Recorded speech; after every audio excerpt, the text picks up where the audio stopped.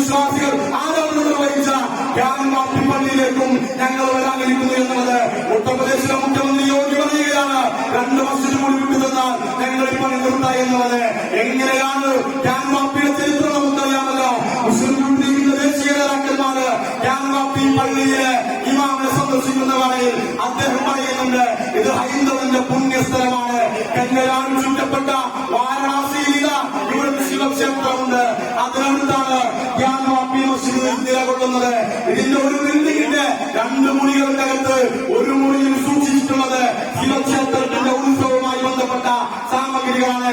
ആ സാമഗ്രികൾക്കകത്താണ് ആർക്കിയോളജിക്കൽ സർവേയുടെ ഈ ഗതികൾക്കനുസരിച്ച് കോടതി ചില ഉത്തരവുകൾ കൊടുത്തിരിക്കുന്നത്.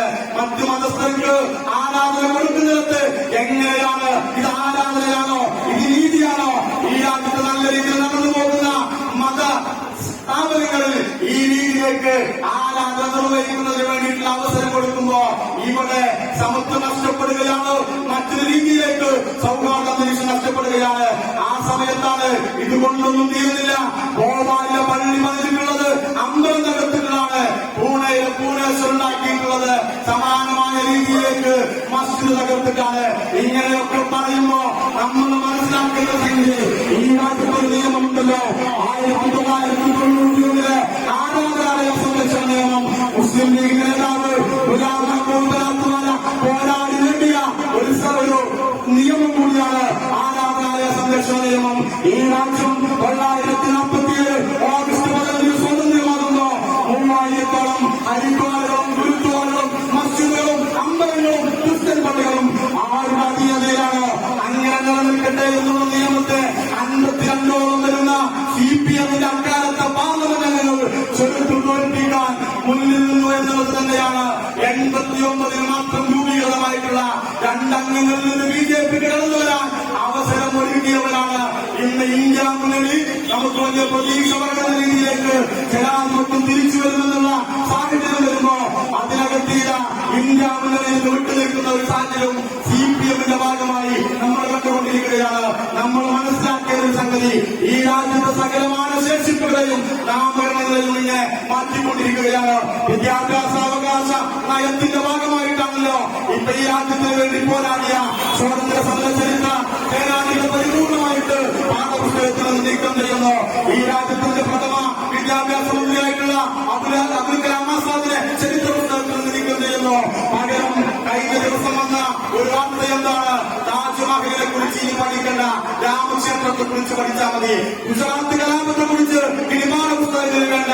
നമ്മൾ ആലോചിക്കേണ്ട ഒരു വസ്തുത, കഴിഞ്ഞ ദിവസം ഒരു സാംസ്കാരിക നായകൻ പറഞ്ഞു വെച്ചു, എന്റെ പ്രിയമുള്ള ഈ ജനതയിൽ എനിക്ക് ഈ തലമുറയെ ആശങ്കയില്ല. പകരം ഒരമ്മയുടെ ഗർഭപാത്രത്തിലിരിക്കുന്ന കുഞ്ഞ് ജനിച്ചാൽ അവർ പഠിക്കുന്നത് ഈ കാപട്യത്തിന്റെ ചരിത്രമാണ്. അതുകൊണ്ട് ഞാൻ ആശങ്കപ്പെട്ടു പോവുകയാണ്. ഒരു പക്ഷേ 2029 ഇങ്ങനെ നിന്ന് സംസാരിക്കാനും ഒരു തെരഞ്ഞെടുപ്പിനെ അഭിമുഖീകരിക്കേണ്ടി വരുമ്പോഴെന്ന് നമ്മൾ ആശങ്കപ്പെട്ടു പോവുകയാണ്. ആയിരത്തിൽ നമുക്ക് വലിയ പ്രതീക്ഷകളുണ്ട്. നമുക്കറിയാം, തെലങ്കാനയിൽ കോൺഗ്രസ് തിരിച്ചു വരുന്നത് 0-ൽ നിന്നാണ്.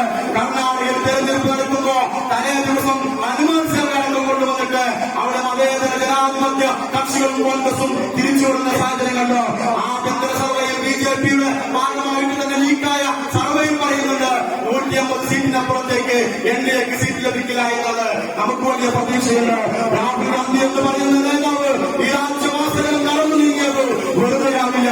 വലിയ പ്രതീക്ഷ ഇവിടുത്തെ രാജ്യത്തെ മതേതര ജനാധിപത്യ വിശ്വാസികളുണ്ട്.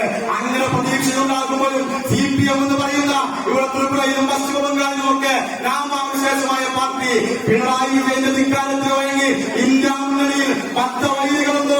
ഈ രാജ്യത്തെ രാഷ്ട്രീയ നിരീക്ഷകന്മാർ, മാധ്യമങ്ങൾ വിധി എഴുതിയിടത്തു നിന്നാണ് ഈ രാജ്യം തിരിച്ചു കൊണ്ടുവരാനുള്ള പോരാട്ടത്തിന് വേണ്ടി ഒന്നിക്കുമ്പോ 2 യോഗങ്ങളിലും അവർക്ക് വേണ്ടി കസേര ഒഴിച്ചിട്ടപ്പോ സീതാറാം യെച്ചൂരി വന്നിട്ടില്ല. പിണറായി വിജയന്റെ ഒരു വല്ലാത്ത സമ്മർദ്ദത്തിന്റെ ഭാഗമായിരുന്നല്ലോ അവസാനിപ്പോ പങ്കെടുത്തത് ഡൽഹിയിലെ സമരത്തിലാണ്. അതെന്താ കാരണം? കെജ്രിവാൾ അറസ്റ്റിലായി. മദ്യനയവുമായി ബന്ധപ്പെട്ട് അദ്ദേഹം ഇതിന് നേതൃത്വം കൊടുത്തപ്പോ അതിനുവേണ്ടി അദ്ദേഹത്തെ ഇല്ലാതാക്കുന്നതിന് വേണ്ടിയിട്ടാണ് കെജ്രിവാളിനെ അറസ്റ്റ് ചെയ്യുന്നതെങ്കിൽ ഒരുപക്ഷെ ഇവിടുത്തെ കേന്ദ്ര ഏജൻസികൾക്ക് ഈ രാജ്യം വിട്ടുപോകാൻ സാധിക്കാത്തതല്ല. നടത്തിയ പിണറായി വിജയൻ കൂടിയാണ് പറഞ്ഞു വെച്ചുകൊണ്ട് നമ്മുടെ സ്ഥാനാർത്ഥികൾ എത്തിച്ചേർന്നിരിക്കുകയാണ്. അവസാനിപ്പിക്കുന്നത് നിങ്ങൾക്ക് നന്ദി. നമ്മുടെ സ്ഥാനാർത്ഥി ടി മുഹമ്മദ് ബഷീർ സാഹിബിനോട് എത്തിയിരിക്കുകയാണ്. വോട്ടഭ്യർത്ഥിക്കുന്നതിന് വേണ്ടി അദ്ദേഹത്തെ സഹോദരി സഹോദരന്മാരെ ജനാധിപത്യ വിശ്വാസികൾ, ഞങ്ങൾ വലിയ വോട്ടുകൾ തോന്നിയതായിട്ട് രേഖപ്പെടുത്തി മഹാഭൂരിപക്ഷത്തിൽ വിജയിക്കുന്ന താഴ്മയാകില്ല എല്ലാവരെയും അഭ്യർത്ഥിക്കുന്നത്. വലിയ ഉത്തരവാദിത്തമാണ് പറയുന്നത്. ഈ ഉത്തരവാദിത്തത്തിന്റെ കൃത്യമായ പരിപാലനം വെച്ച് ഞങ്ങൾ എല്ലാവരും അധ്വാനിച്ചു നൽകിയാണ്. ആ കാര്യത്തിൽ പ്രത്യേകമായി നന്ദി രേഖപ്പെടുത്തുന്നു. നിങ്ങളുടെ സ്വീകരണത്തെ പ്രത്യേകമായി ഞങ്ങൾ പറയുന്നു. എല്ലാവിധ അനുരാശ്വാസത്തിൽ കൂടി ഞങ്ങൾ മുന്നോട്ട് പോകട്ടെ. നന്ദി, അഭിവാദനങ്ങൾ. ജയ് ഹിന്ദ്.